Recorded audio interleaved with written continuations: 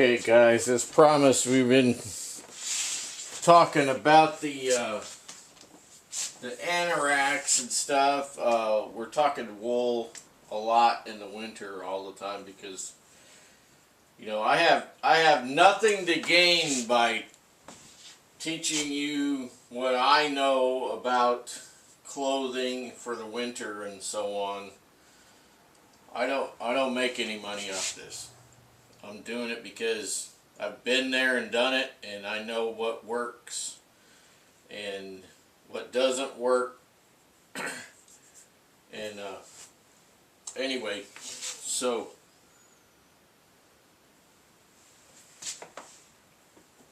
I do not like fleece for the most part because I started out with wool long ago in a galaxy far, far away. Okay, started out with wool, and wool kept me well insulated, and I stayed warm even when I fell through that creek that time when I was a kid. Still warm, right? So it's still insulated, well insulated. But during the 90s, the 1990s, I was forced to adopt some fleece garments and stuff, right? So, and then I gave some feedback to a well-known large company, and they didn't like that because, you know, I'm always telling you straight, you know. So what was going on with the fleece? Okay, their synthetic fleeces were supposed to simulate wool but not be scratchy, right? So what would happen, and what still happens, okay, is that the fleece gets wet from perspiration, and then you get cold. It cannot naturally move the liquid that has built up in the fleece away from you fast enough like wool. Wool is continuously moving.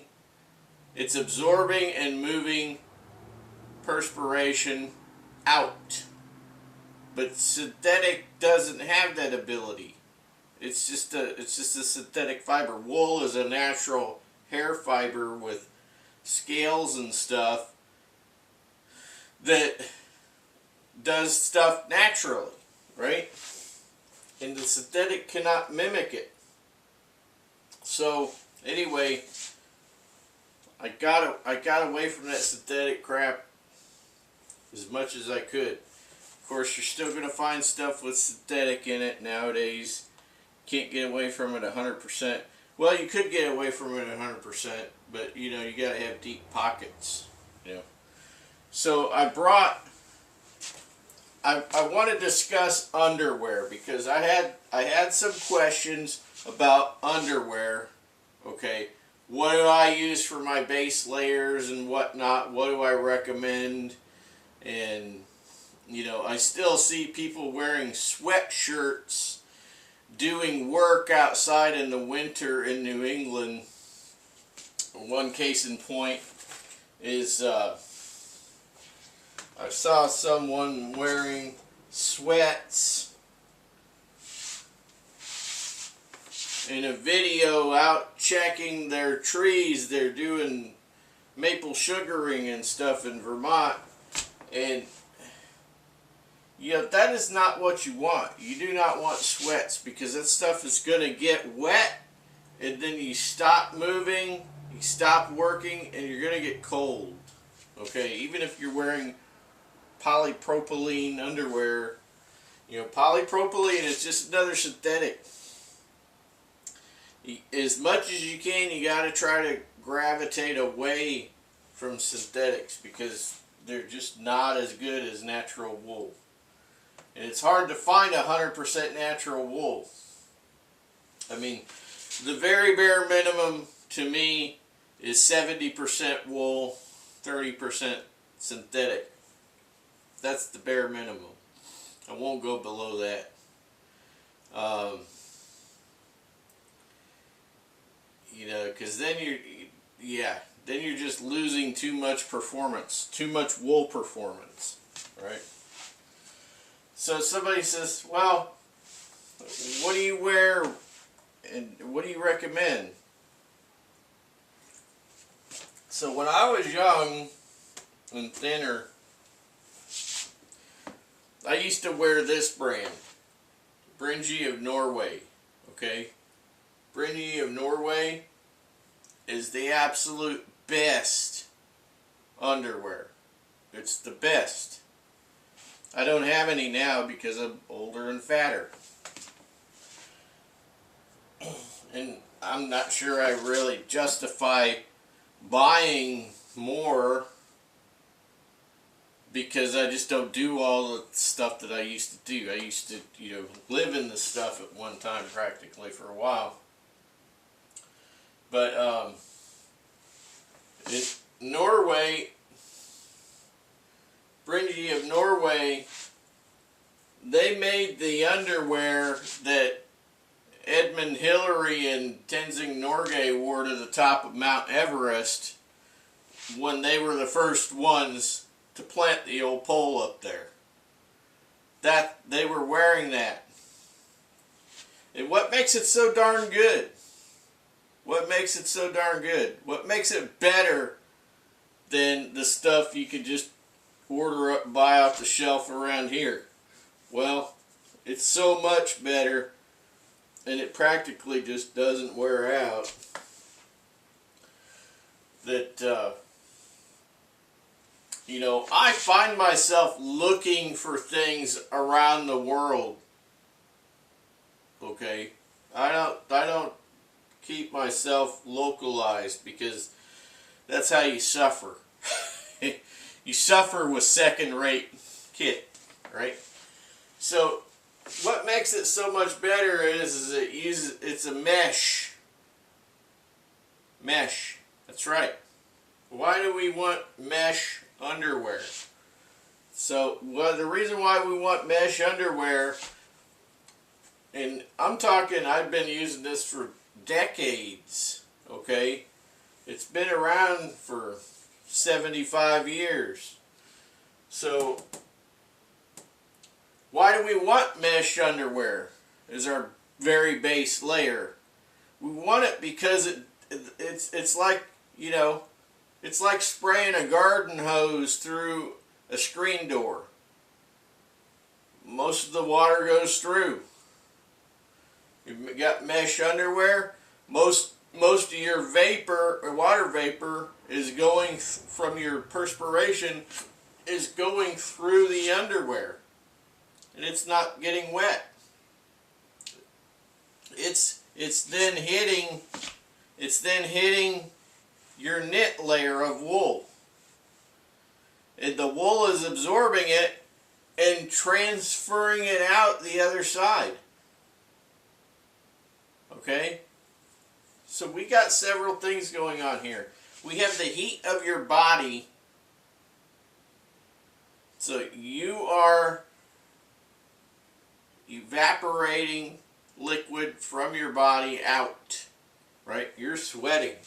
So that heat, so once this vapor goes through the mesh and it hits this wool garment, these knits, okay, you want knits as your mid layer. Once it hits these knits, these knits absorb it and they start transferring it out. But still, at the same time, the heat of your body is evaporating that as well. So, this is a very, very in-depth thought for you, probably, if you haven't been there yet. So, this is why we want mesh underwear. Because the mesh underwear won't absorb most of your sweat. It will allow it to pass through. It will get into the knits and evaporate because the knits will move it out because it wants to naturally migrate out. Okay, because heat, you're just trying to mitigate your heat, which means that you're trying to control your heat loss. Okay? Nothing makes you warm. You make yourself warm. You're just keeping your own heat in. Okay? So, and then we add an outer layer, like the anorak. Okay? So, the anorak helps to keep that heat loss in that we lost through the mesh of the underwear and your knit mid layers. Okay? So then we're just one big toasty, you know, it's just one big toasty situation. So I wanted to talk about underwear. Brynje of Norway, it's the best. That's the bar. Okay? Now, Wiggy's makes, alternatively, Wiggy's makes mesh underwear, but I don't know what it's made of. I don't know anything about it. I can't speak to it directly.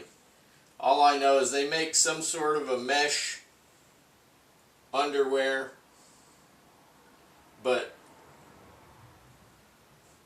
from my experience, this is what I would buy.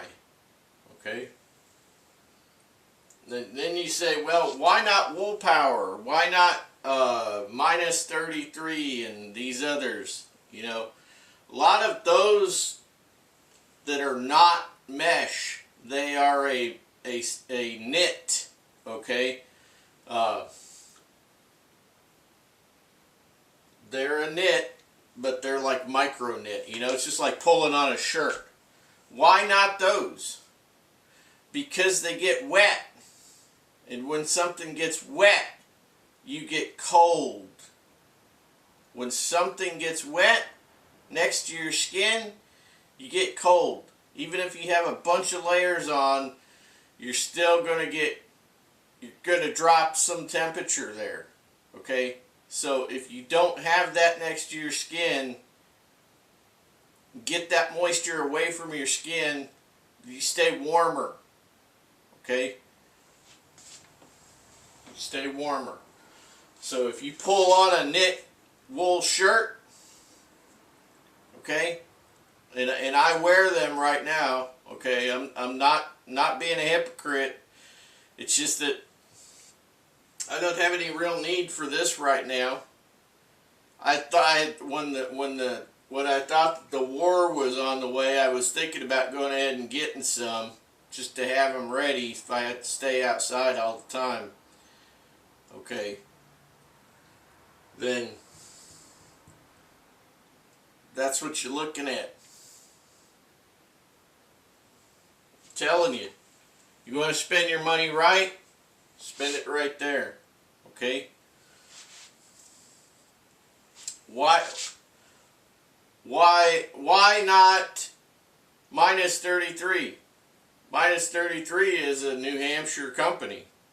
But the problem is their stuff is made in Asia.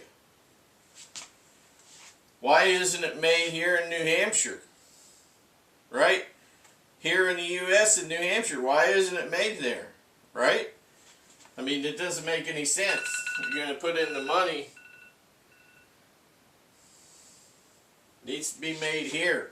Or it needs to be made in an allied country. Norway's our ally. I have no problem buying stuff that's Norwegian. Or Sweden. Okay? No problem.